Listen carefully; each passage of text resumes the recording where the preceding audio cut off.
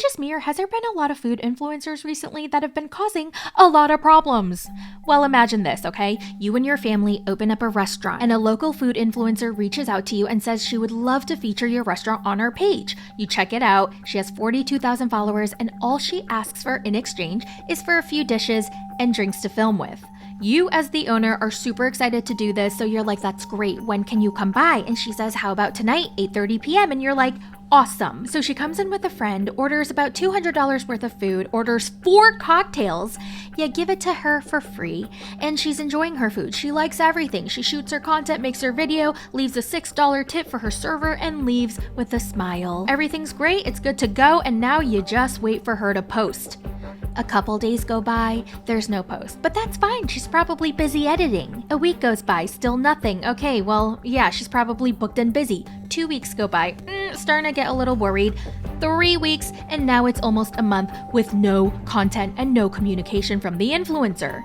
So you're like, what the fork is going on? So you reach out to her, you're very nice, very cutesy, very demure, and you're like, hey, where's the content that you promised? And she totally ghosts you. There's no response. Well, that's what happened to John. He and his parents own a Vietnamese restaurant in New York City called Chef Papa, and food influencer poTEAto reached out to him on September 7th, and she dined in on September 8th.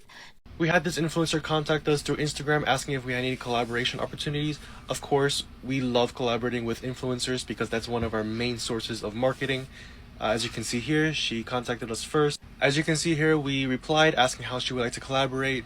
She explained in exchange for a count meal, she would film and record our restaurant and food and feature us on her page. About a month passes by, haven't heard anything from her. She didn't message us. We reached out asking if there was an update when the video we posted. No response. We tried following up multiple times. She never responded. We tried commenting on her post that she was making daily. No response. We were completely ignored. As you can see here, I started getting... Oh, so on top of that, she was posting regularly on her accounts and still ignoring his messages. That would drive me crazy. A little bit frustrated. I tried calling her. I tried contacting her again multiple times. Multiple weeks has passed. She still hasn't responded, and I've heard nothing from her. Yet she was still posting videos. I'm making this video to spread awareness because us business owners, we do rely on influencers to spread our restaurant, to get some exposure, because we don't have a platform ourselves. We rely on bigger content creators to help us with that.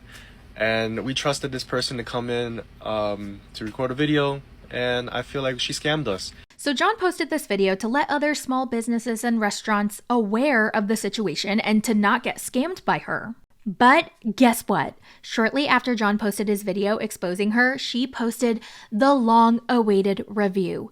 Finally. But it was a negative review. She said the restaurant sucked, the food sucked, the service sucked, the smell sucked, everything sucked. And she finally posted and made a video featuring our restaurant.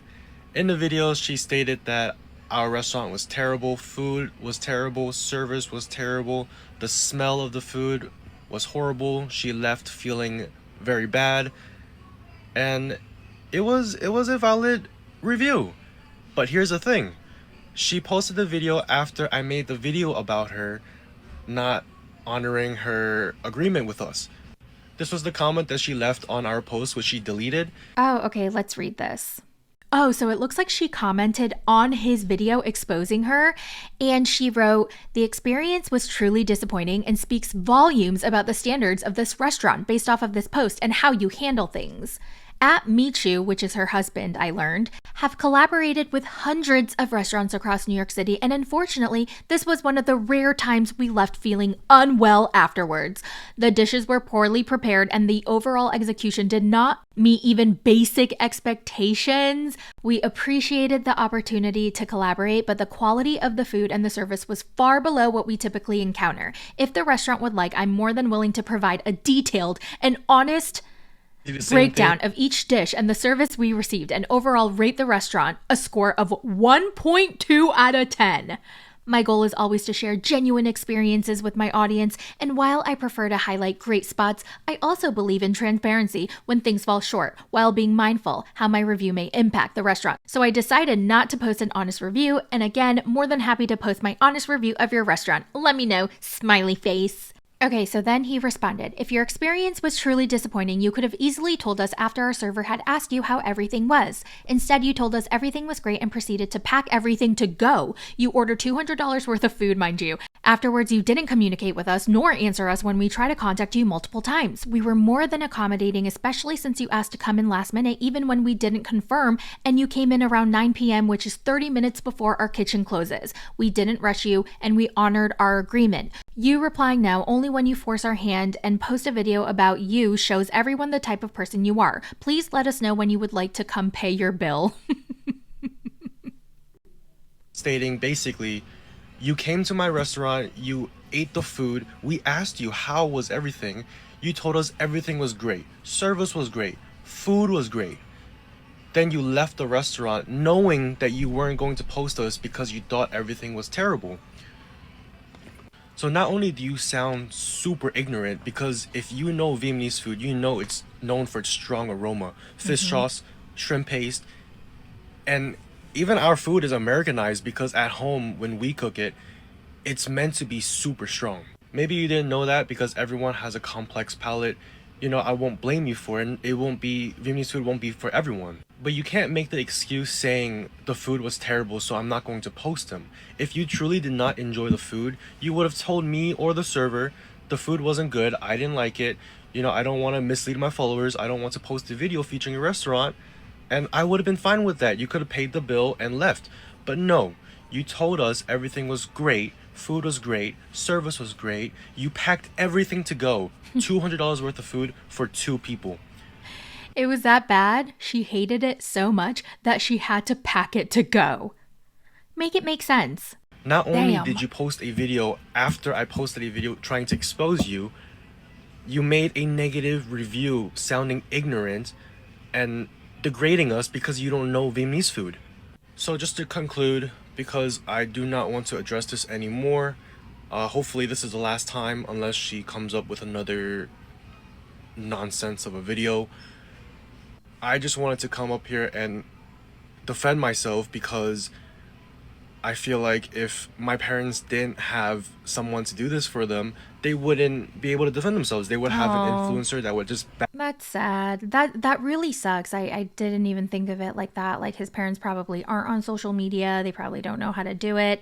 And if somebody is just trashing their restaurant just because they're mad that they were exposed for not holding up their end of the deal, that's so messed up. influencer that would just bash them and create content that would just be hateful towards them. And I don't like to do this because obviously I'm trying to run a business. I don't want to have beef with a influencer. But again, I feel like we're being taken advantage of and this person doesn't deserve a platform. So I just want to end it there. I don't want to come back to this. Hopefully she learns and she becomes a better person. I do hope the best for her. Whatever is happening at home, I don't know. But thank you for the support. I did read all of your comments. You guys are amazing. So this video got quite a lot of attention and a lot of people were on his side. Now, unfortunately for her, she did get a bit of backlash and she reached out to John privately to apologize, saying that she's been struggling with her health, blah, blah, blah. So let's read exactly what she wrote. It reads, "First, I want to sincerely apologize for not being communicative. I genuinely have been struggling with health to get on this app. I wish I could put into words how sorry I am for not communicating with you truly. My partner has reached out to you on behalf of me due to seeing my condition after receiving overwhelming amount of death threats to my family and I. I'm reaching out first and foremost to apologize for not communicating. I will delete my full, honest review, send you $300, and create a video showcasing your restaurant with background music and tagging your restaurant. All I request in return is please delete those 2 videos from your Instagram and TikTok. It's getting very dark and I am unwell physically and mentally." Now, when posting this, John wrote, "First and foremost, I would like to thank everyone. I've read every single comment and DM and even showed my dad. Truly thankful for the overwhelming support. Famita and I spoke privately and she apologized. I just want to let everyone know to please be respectful. Please do not send any hate comments or death threats. This is not what we want. Thank you, John." Now, if you read the comments from his last video, everyone is telling him, do not delete the videos. You are holding her accountable, and this is the consequences of her actions. He has kept the videos up so far. And I also found a few comments from other New York City restaurants, cafes, and businesses saying that she has done the same thing to them. This is a comment from Nona Zar Cafe NYC, and they write, "Thank you for sharing. The same situation happened with us. She also brought a friend. They got 2 lattes, and since it was a collaboration, she obviously didn't pay. We felt very off with our energy while she was in the cafe. We never reached out to her because we didn't want her to post, to be honest. We didn't want that kind of person promoting our cafe. As a small business ourselves, we can totally understand this frustration, and thus, when we saw this, we instantly thought, karma always comes back. Do good and be good." There was another comment from an Instagram user saying, "She did the same with my family's Italian restaurants in New York City. She down bad. We just pray for her. All she had to do was say she was hungry." Oh God.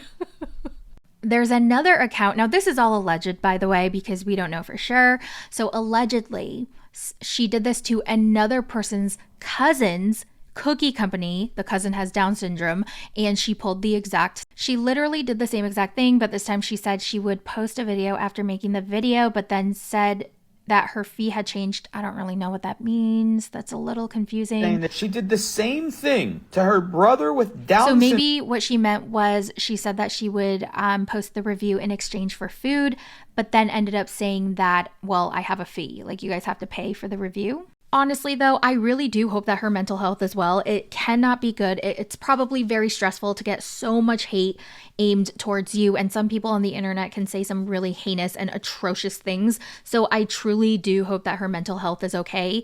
But seriously, stop scamming people. Stop going to these small businesses, family-owned restaurants who work super hard and tell them that you're going to feature them to help them out for free food and then not do it. And not only that, I don't think she's even intending to do it. I think she's approaching these small businesses saying that, hey, I'm a popular food creator. I have 44,000 followers and I can really help your business if you give me free food, knowing that she's not going to post anything. I feel like it was very intentional from the beginning when she reaches out to these restaurants, telling them what she's going to do, knowing that she's not going to do it. And that's where it's messed up. Now, he did tag the influencer, so let's just quickly go to her page. So this is her most recent post. It's from 1 day ago, and it says, "When I cry from stress, but then it turns into crying for my family, crying over my past mistakes, crying about things I can't fix, crying because I don't know if I'm doing things right, and crying over everything happening in my life." Here's another video that she posted a day ago. "How can we judge people for their choices when we knew nothing about their option?" Another video posted a day ago. "If you ever feel stupid, just remember there are people who get satisfaction and pray for others' downfall." Well, that's all I have on this story for now. I guess the lesson here is, don't be a dick. Don't talk to me! Don't talk to me!